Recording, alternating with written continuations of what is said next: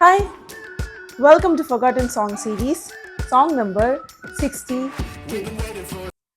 சேற்றி நின்றென்னை தூக்கி எடுத்து மாற்றி உள்ளம் புதிதாக்கினாரே. சேற்றி நின்றென்னை தூக்கி எடுத்து மாற்றி உள்ளம் புதிதாக்கினாரே.